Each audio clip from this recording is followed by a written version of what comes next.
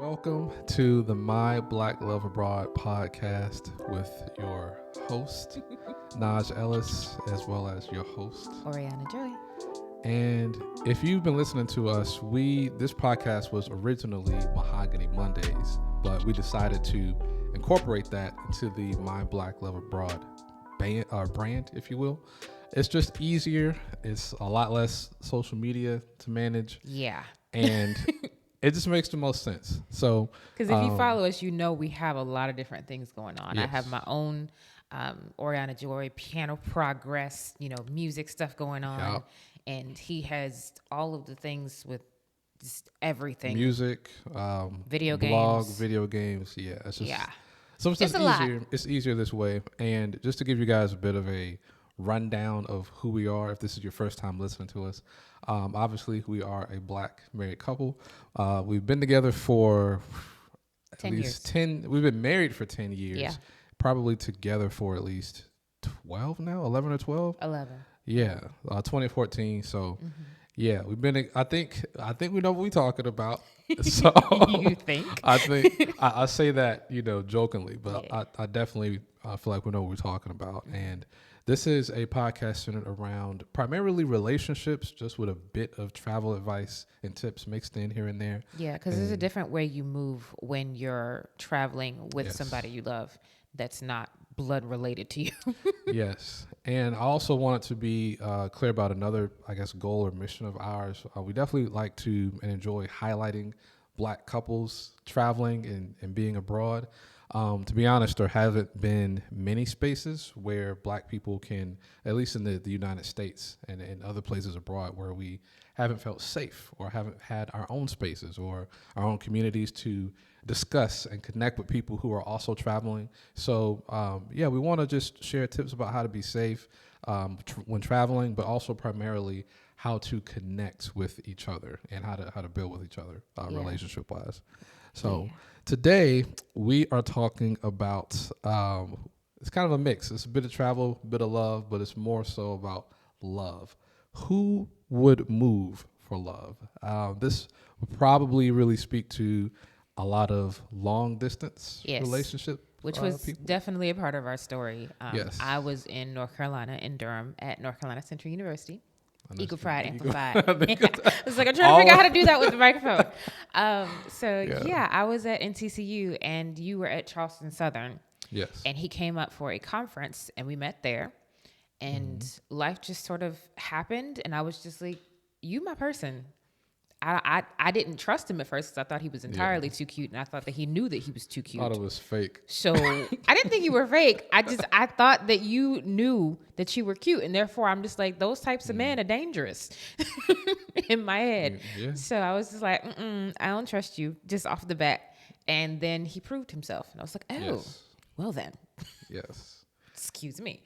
We've met in 2014 at my school. And then we just kept talking, and we've been talking ever since. Yes, essentially, we were in a Christian ministry group for college campuses. It was called Impact. I don't know if you guys have ever heard of that, but pretty much it was aimed toward African Americans, which was really great for me because going to Charleston Southern University was a predominantly white college. So a lot of the Bible studies and stuff there were just white people.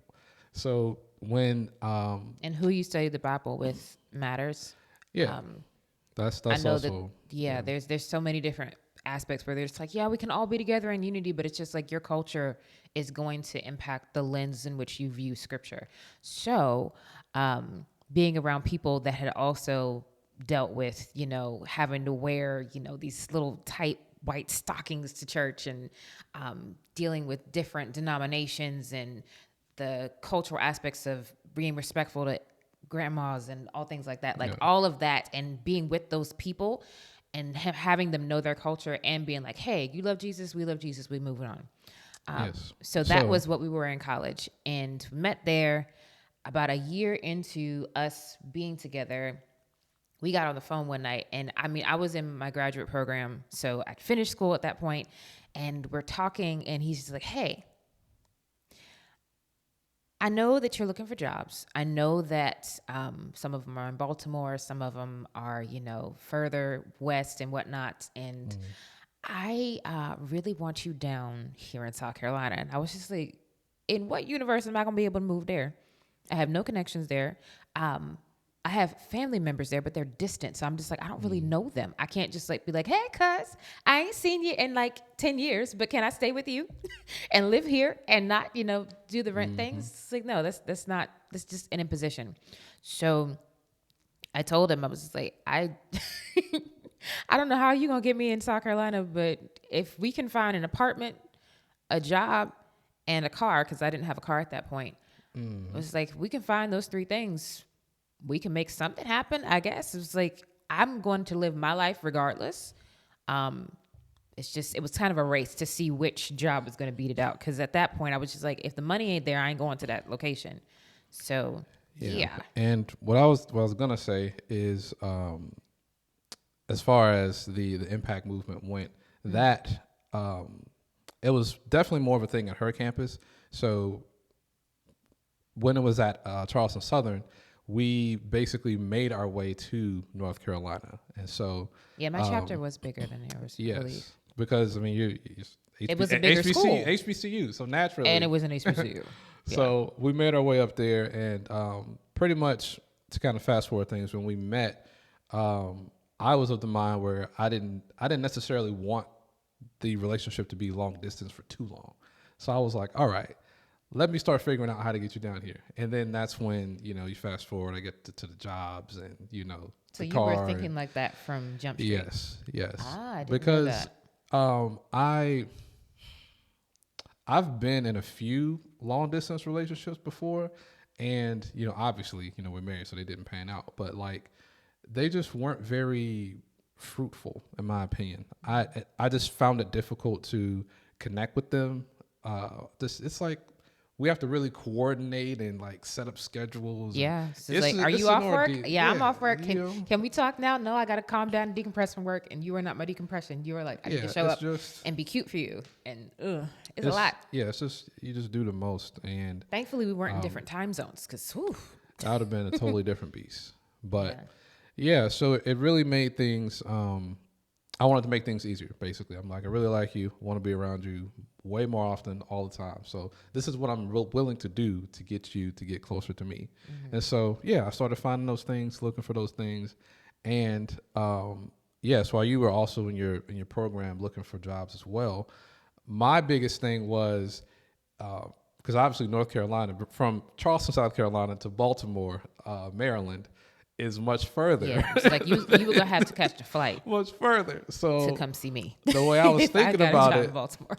Yeah, the way I was thinking about it, to be totally honest, was like, all right, so if you do what you want, but if you go up there respectfully, I'm gonna have to decline because like, I'm gonna just that's just too far for me. Yeah, that would have hurt because I didn't want you out of my life. Like I liked having you in my life, and I still do.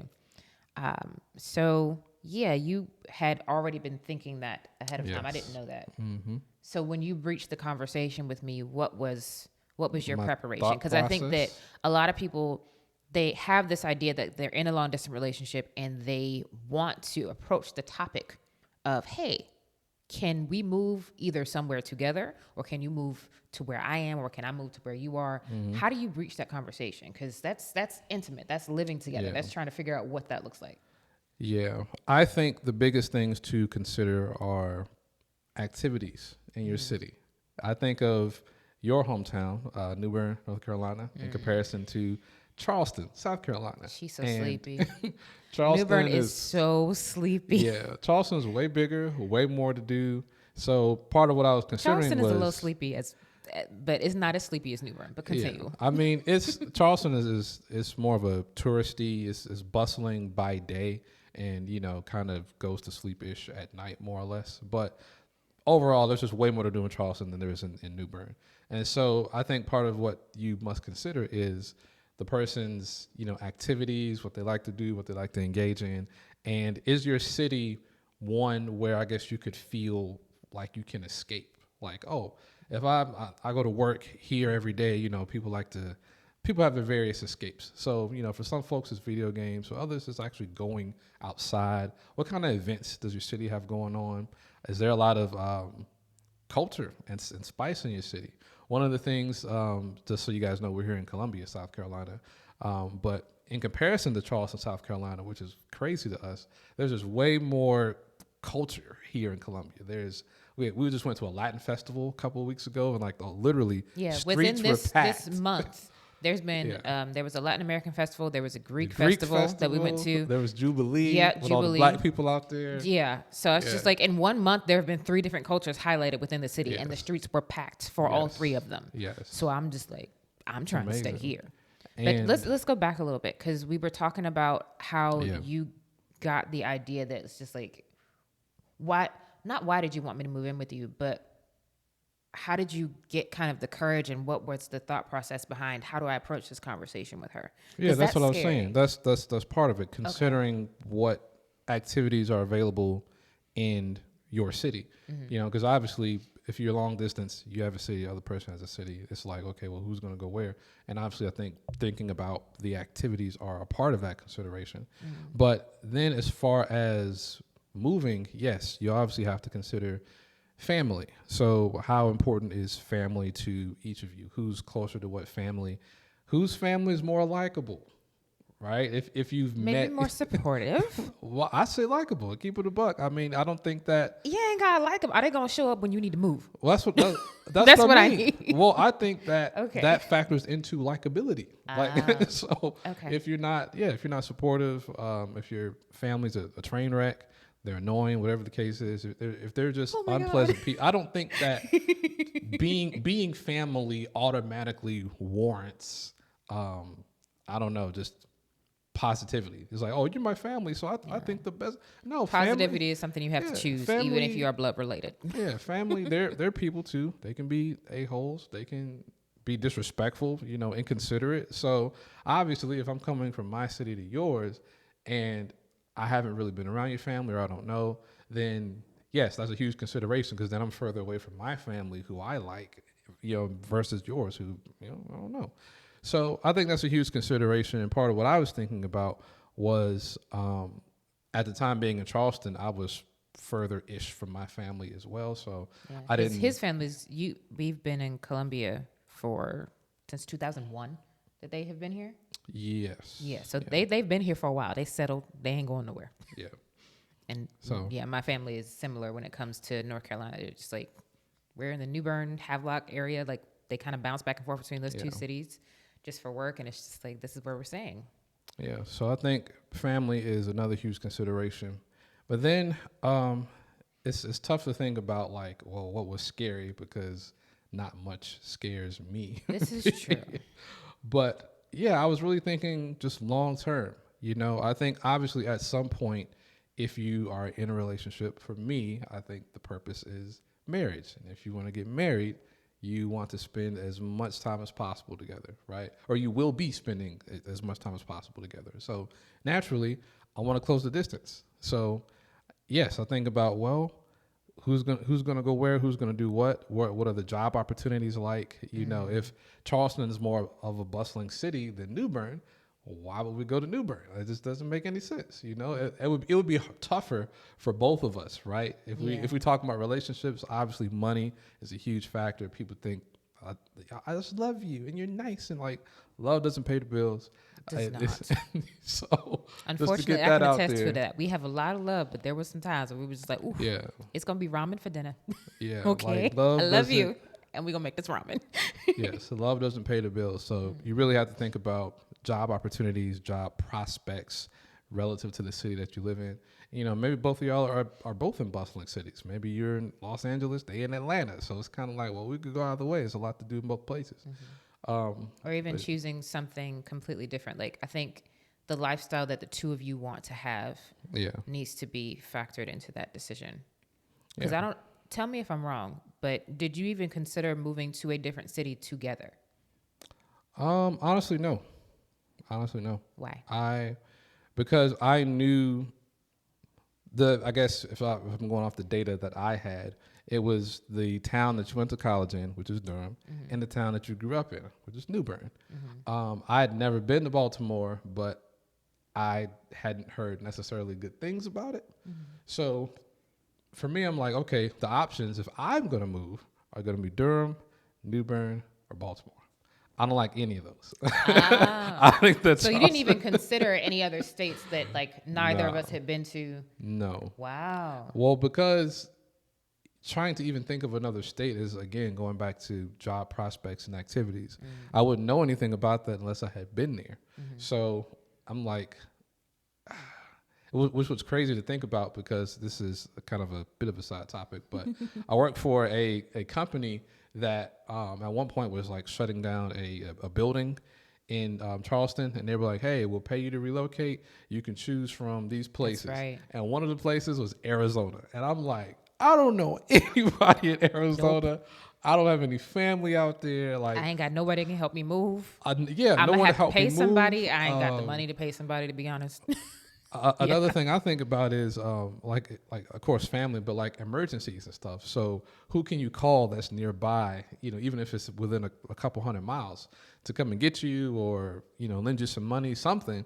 But Arizona, like Yeah. I had no idea. So yeah, factoring all that in, and you know, knowing I didn't have necessarily the financial capacity to consider another place. I was like, yeah, no, I'm not doing that.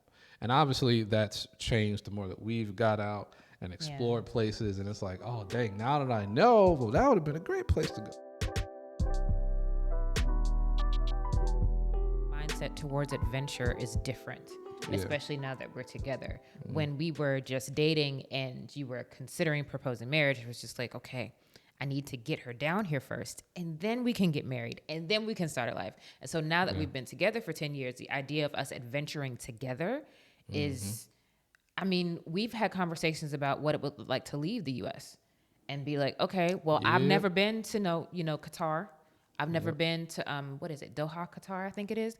But I've heard it's a good space for Black people. I've heard good things about Colombia. I've heard good things about Costa Rica. So I'm just like, neither of us have traveled extensively outside of the country. I've been to Canada, but I was a child.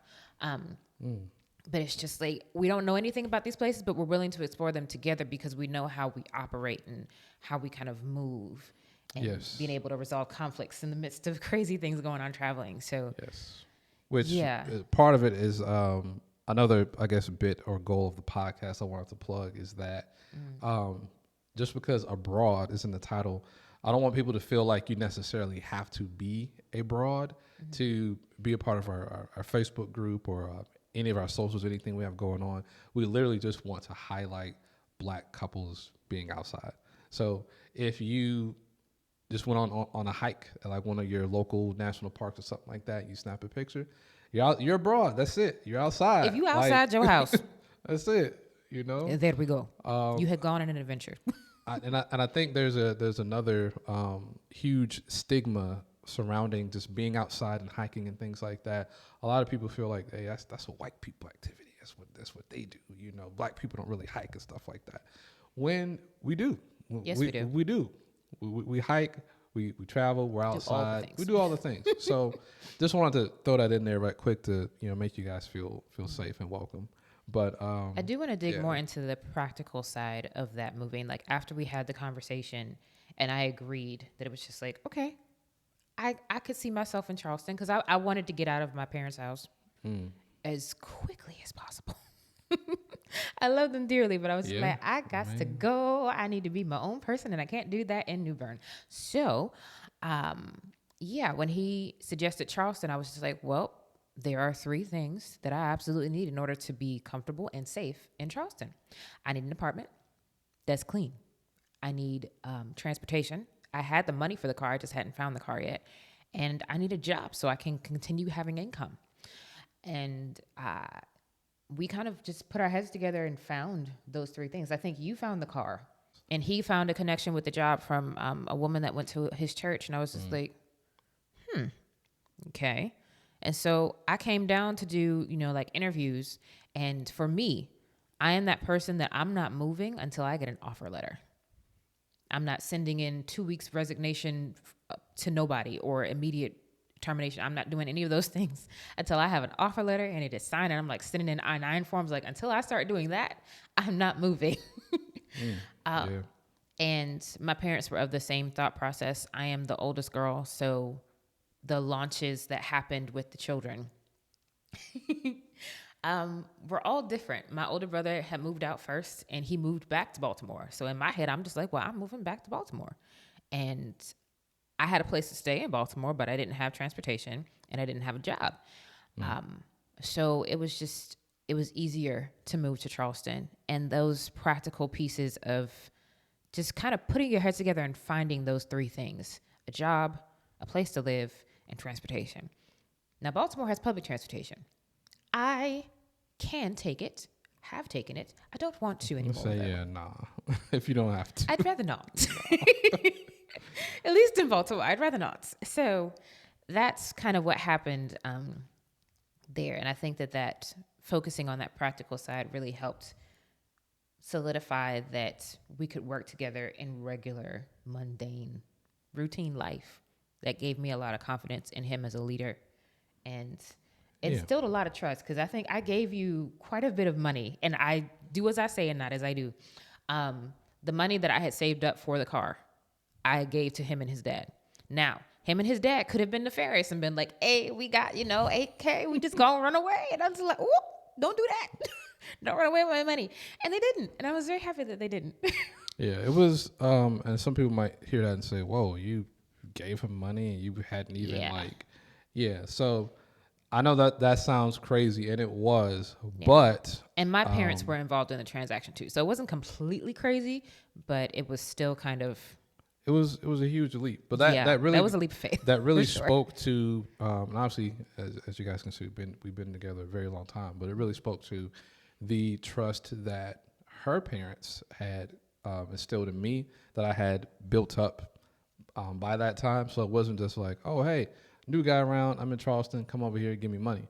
It was the whole thing was very transparent, and also it was a bit of a give and take. So it was like I had to go out and find these things, make the connections, and say, all right, here's where you can live, here's where you can work, or whatever. Yeah. So I had to find these things. It wasn't just like, well, give me the money and you're just gonna you're making all the strides, all the efforts. Like, no, it's like, okay, well, if you do this piece, then I do that piece. And by doing that give and take between both the families, making it all work. And this was old school. Like, we were on Skype. Yeah. And I'm on, like, I can see him on the video, and I have him on one side of the screen, and on the other side of the screen, I'm just like, I'm looking through apartments, and then he's looking through apartments. He's like, oh, I'm gonna send you this one. And he's sending me links, and it's just like, click on that. Okay, what you think? And I'm just like, I don't like that. Okay, well, let me send you this one. What do you think? I don't like that. And so we're going back and forth and figuring out what works. Yeah. Then we get to the city. Yes. And yeah. I was going to say that made things a lot easier, but also a bit more difficult at the same time. Because I think another thing about long distance relationships that I'm not a huge fan of is that absence makes the heart grow fonder, right? That's what they say. But I think in doing so, that can soften or blur a lot of the transparency that's needed between both parties. It makes you put on rose-colored glasses, I think. Oh yeah. So it's like if I haven't seen you in a while, when I do see you, it's like, oh wow, he's here. But when you see each other more frequently, you get to see those flaws and those scars. All the rough edges start coming up, and it's just like like, wait, this? Yeah. Is this what I signed up for? Because this is not the person that I had made all these strides with. But it's that is, right? Yeah. And that's another huge thing to consider when you are wanting to close the gap as far as a long distance relationship is concerned. And I think this goes whether you're moving in together or if you're moving to a new city and like you have your apartment and he has his. Yeah. It's a whole different ballgame when you move in. And you're just like, we're getting married, we're doing A, B, and C. So it's, Yeah, because that's huge. And I think, some people might say, well, hey, I'm in one city and I have like all the expenses paid. You literally just come directly and live with me. And I think that's a bigger leap. That works if you're grown. What we did was like, okay, you have your money. I'll find these connections. Here's a place for you to live, and then I'll come to you, and we'll hang out and stuff like that. But yeah, I know a lot of folks are just like, hey, you just come straight to me. I got the apartment or I got the house. You just move in, and I think that creates. I'm not saying it can't work, because it does work, a lot of times, but it's.